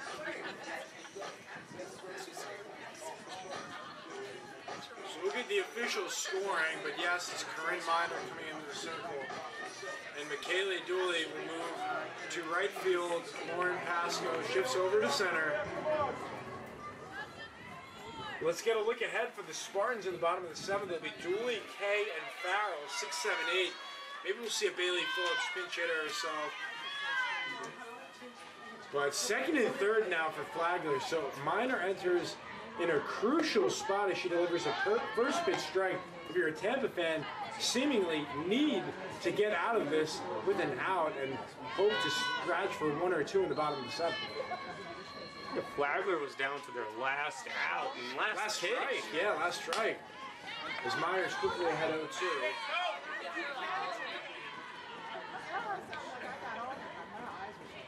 And it's one of those scenarios where there's no question about it. You leave Michaela Dooley in. You don't take her out. This was her ball game. She was dynamite all game long. Just one of those games where you got to tip your cap. The Saints have extended the ball game, but Tampa, they're not done yet. They still have 3 outs to work with in the bottom of the 7th. The 0-2 from Minor upstairs.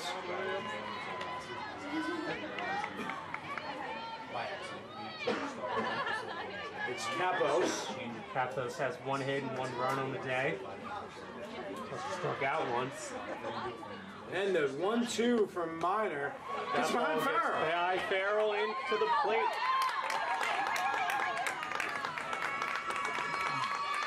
So Flagler takes a 5-3 lead. Morgan was able to score there. Mangini over 3rd now. It's still 2-2 with 2 outs, and now a runner on 3rd. Now it went from being a 2-run Tampa lead is now a 2-run Flagler lead. From 0-2 to 3-2, full count coming up to Cabos. Important pitch here. Mangini on 3rd. In at the corners, the pitch from Minor. Strike 3. And disbelief from Cabos, but the Spartans get out of it. And the Spartans will need 2 to either force the 8th inning or 3 to send it off in walk-off fashion. Coming up will be Dooley, Kay, and Farrell. Taking a look, expect Gibson to remain out there. Her pitch count isn't anything too ridiculous, but If you're Tampa, what are you saying right now in the dugout? This game is still very much alive. It's really going to come down to this leadership. Everyone that's going to come to the plate is going to want to be the hero. But I think what Coach Canner is going to tell them is get on base. Get on base and get the runs in. That's kind of what Flagler did top half of the inning. They got runners on base, and they weren't bombs like we saw earlier in the game. Just little dribbler hits that were able to score some runs. And the feeling is real right now for the Saints. You see in the outfield, Evans, Miller, and Mangini all embracing with a big hug. They were very pleased to get a 4th spot in the top of the 7th. Now for Tampa, got to respond. We will see coming up first for the Spartans. It will be, taking a look, Bailey Phillips. So we figured Bailey Phillips as a pinch hitter. She replaces McKaylee Dooley in the 6th spot. Dooley was 0 for 2 in her first 2 at-bats. Bailey trying to add a spark for Tampa. I would imagine if Phillips got on base, there'd be a pinch runner for her. A lot of options in that Spartan dugout. Sam Kay due up next. I would expect to see her given her left-handed at bat. Yeah, we're seeing her on deck. And So then she'll due more up is than Maddie likely Farrell, who get up, yes. Phillips takes upstairs. Gibson looks very calm and collected. Be the 80th pitch for Gibson. She's looking for a complete game. And perhaps her 7th win of the year for Kyra Gibson, the junior from Sorrento, Florida, and a Seminole State College transfer. The 2-0 though, Phillips takes for a strike.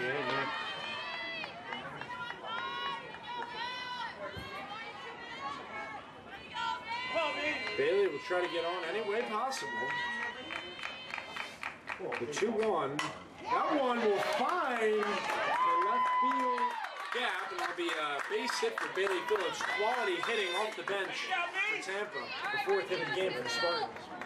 Yeah, Coach Canner called her in as a pinch hitter. Now we have a pinch runner. On cue is Alex Cole. It'll be Mackenzie Allen, the sophomore, adding some speed on the base paths for Tampa. Pinch hitting for the Spartans. And now we're going to have a pinch hitter, Emily Prophet. So we saw Kay on deck that was just playing a mind game with Flagler. The Emily Prophet. Let's Prophet here. Into the pressure situation, but So now there's no guarantee that Farrell will even hit it, even though she's on deck. The Cans are not afraid to mix and match. Gibson delivers in the outside corner to Prophet.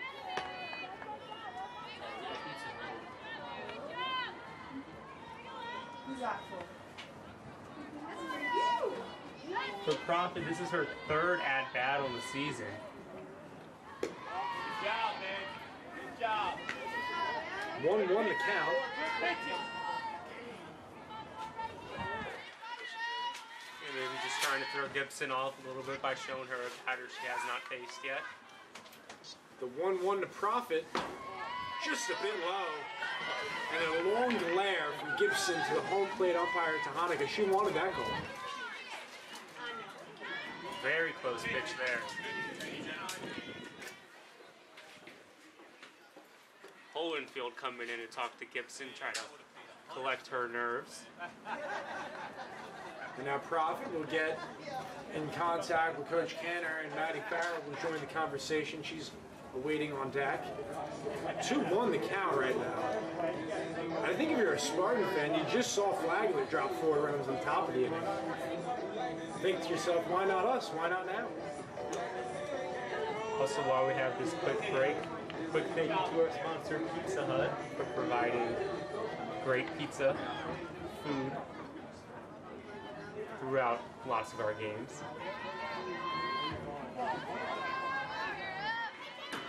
And Prophet's still at the plate. She has a 2-1 count, hitter's count. And the 2-1, the corners are in for the Saints. Profit takes right down Broadway, 2-2. Look, that one all the way in. Big pitch coming up now. Profit, again, the hitter's mentality, just get on base. The 2-2, nobody out. And that is hit out of play. You got to drive through that ball, babe. Hit it where it's been. Spartans ideally would like to flip it back to the top of the lineup, as we're currently at the 7-hitter Profit. Farrell and Matic would be next.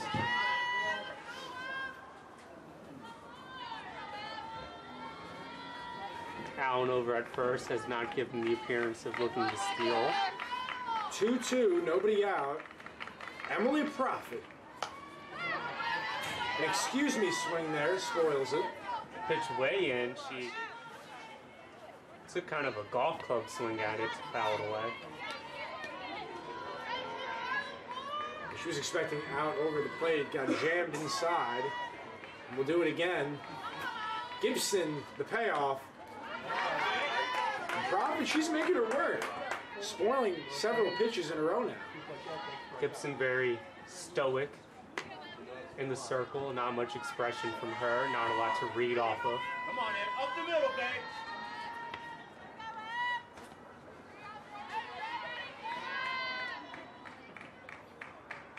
And here's the pitch from Gibson. That is out of play. Good job here from Profit. Able to foul that one away. Be the 9th pitch of the at-bat. How about that? Come on. Hey, drive it now. If you like fireworks, you came to the right place. Bottom of the 7th, Flagler leading Tampa 5-3 in a regional ball game here on the Sunshine State Digital Network. That one's a little looper. There will make the play is the second baseman Murphy. And a lengthy at-bat will end in a pop-out for Profit. So Matty Farrell will be up next. Again, just one away. This is our first game of our doubleheader. If the second game's anything like this one, we're ready for a treat. Change up way upstairs.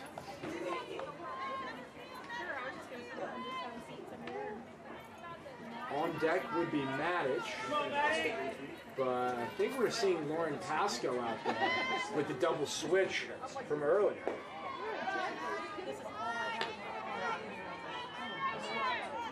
That ball in the dirt, 2-0. Oh, I didn't get it. I think Matic actually will be up next. So someone else from the double switch with Pasco. I did not do that. As Farrell takes the strike, 2-1 the count. Strike at the knees, questionable call. She gets it. Gibson up to now 91 pitches. Farrell. The looper, does it fine? No, it does not. And almost tumbling to the ground is Murphy, who makes the catch. She's looking to catch that and swing it back over to first base. So the Spartans down to their final line. How about Christina Klorberg coming up to pinch hit?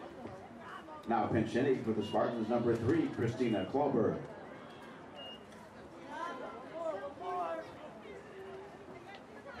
Klorberg on the season hitting .282. She's 7 RBIs. 11 hits for the red shirt junior. She's now made an appearance in every game for the Spartans. We'll likely see her in the second game in this doubleheader as well. Pitch from Gibson to Klorberg outside.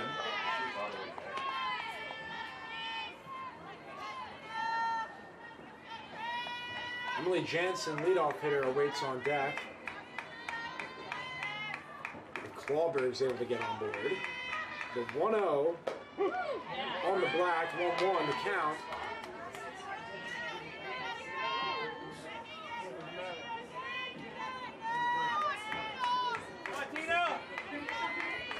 The 1-1 to Klorberg on its way, and that will be closed. A line drive directly at Miller, and that's your ball game, folks. 5-3, the Saints of Flagler defeat your Tampa Spartans. Reminder that we will have Game 2 coming up shortly, but for the time being, Flagler improves to 13-10 on the year. Tampa drops to 10-7. Alex, what a comeback by Flagler, particularly in that 7th inning with their backs up against the wall. Got to the point numerous times where they were down to their last strike, able to find a way and ultimately steal the win on the road. Yeah, Flagler showing great grit there. It's a great learning experience as well for these Spartans who have a few freshman starters to feel what it's like to face some adversity. The second game of this doubleheader will be very important for these Spartans who look to rebound. It's going to be their 4th straight loss, but they still have a winning record on the season.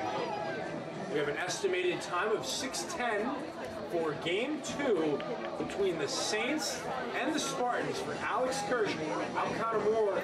Set a timer, stay right with us here on the Sunshine State Digital Network. We have more softball coming your way right after this.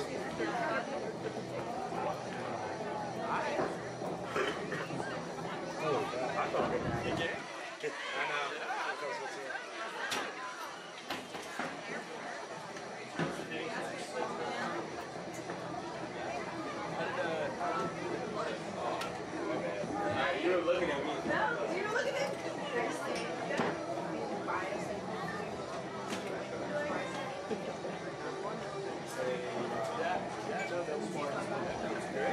Something along those lines. What is it? I'm trying to stay as neutral as possible, but at the same time, I want to stay. I don't know how to explain it to you.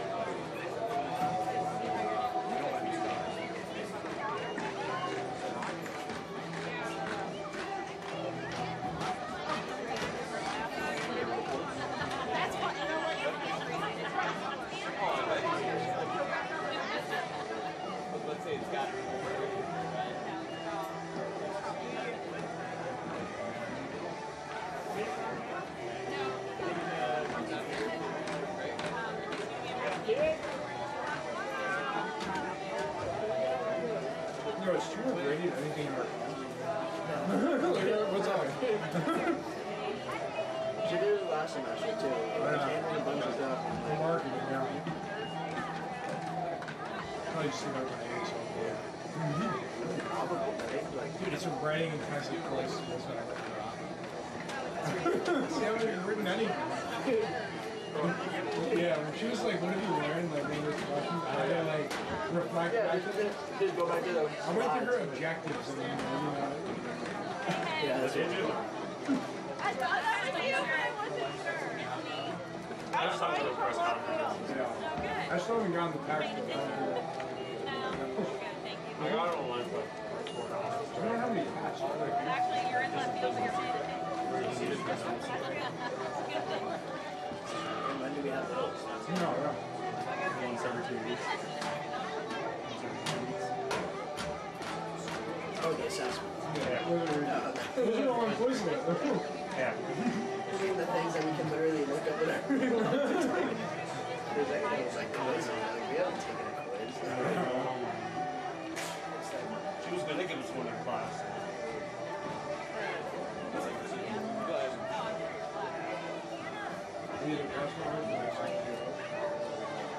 I don't want to just wing it. It was 50 points. Yeah. There's 2 of them. There's 50 points. I think it's a beating though. That and handing out reflection. The reflection. I'm gonna keep asking you questions. It's like it's so easy. Yeah. What you only do is write the question. Yeah.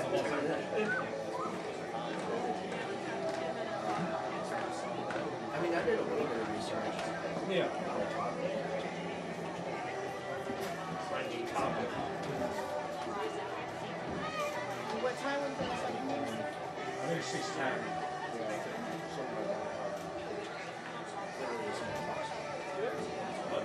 Literally as soon as possible.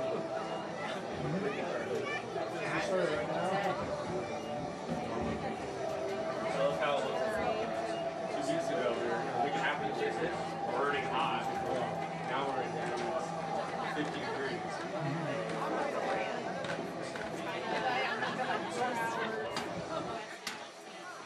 I feel so bad, but I literally do the sponsors for every sport except softball.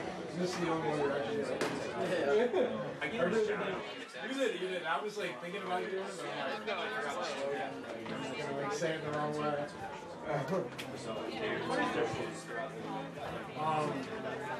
Just in the hut?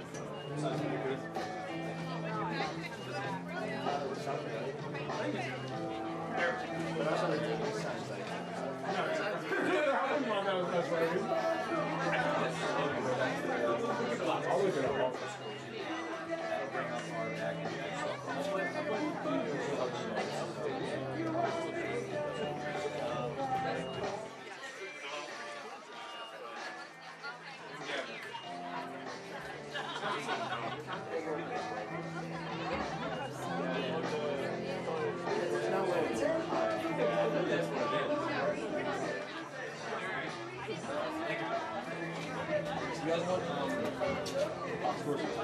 Oh yeah.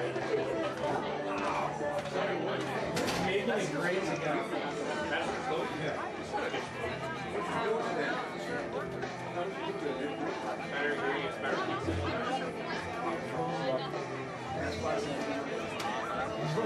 I know.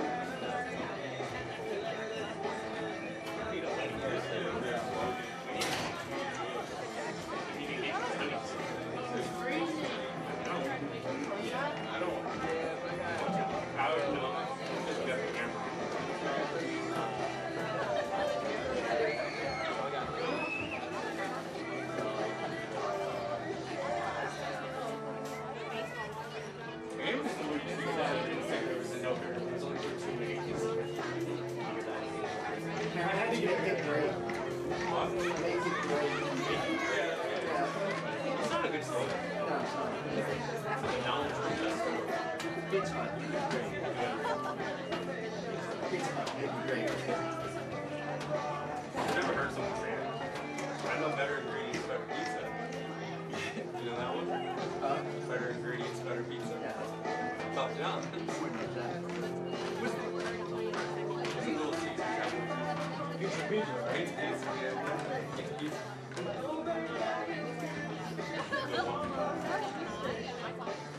That's how you know you have a good slogan. You're like, what's our slogan? After a slogan, I thought it was just like a I think it is. I thought it was like They literally said, Yeah. well, like, when Hot Wheels, just like the policy. Something like that. I think it is. No, I think Hot Wheels is like part of their actual impressions. It's like, it says like Little Caesar, or this or that. It says, yeah. It says like Little Caesar. I think that's for like there's some that don't deliver. It's like I've never had one Caesar, but it's probably bad. Yeah. Like, it's top notch. you know what the worst pizza is. Something like you guys ever heard of CC's pizza? Oh, I've heard of it. CC's? Never had it though. It's extremely terrible. It's one of those, yeah, a $5 buffet. It's disgusting. They have apple pie pizzas. Oh. They're terrible. Their pizza itself is so bad. New York is amazing.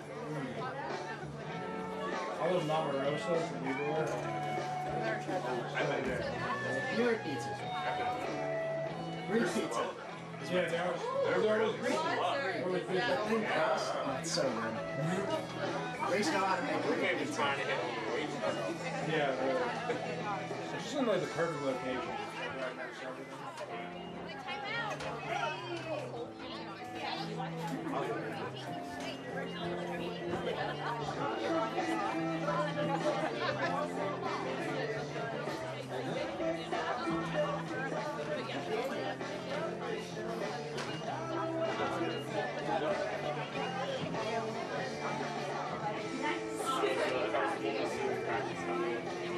It was like really short. Like, we literally did like everything was like $500.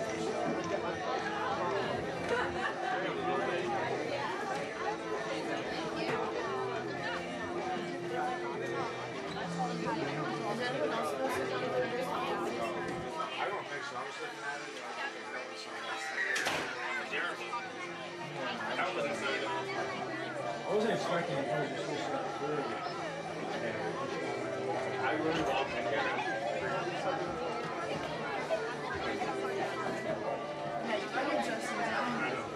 Well, I was supposed to be at the, I had an appointment at the health center at 3:20. They didn't see me until 3:40. So I got out at like 3:52 and ran over. Like, I was just,